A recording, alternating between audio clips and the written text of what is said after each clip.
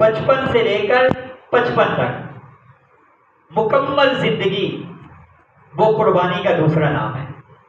امتحانات در امتحان، امتحانات کا سلسلہ، اور ایسا سلسلہ کہ ایک امتحان ختم ہو رہا ہے، دوسرا امتحان آ رہا ہے، تیسرا امتحان آ رہا ہے، اور یوں امتحانات کا سلسلہ ہے۔ اور قرآن کہتا ہے وَإِذِ ابْتَلَىٰ إِبْرَاهِيمَ رَبُّهُ بِكَلِمَاتٍ، ہم نے ابراہیم کو مختلف امتحانات میں ڈالا، مختلف آزمائشوں میں ڈالا، مختلف امتحان لیے، اور حضرت ابراہیم علیہ السلام کا رزلٹ ان امتحانات میں کیا تھا؟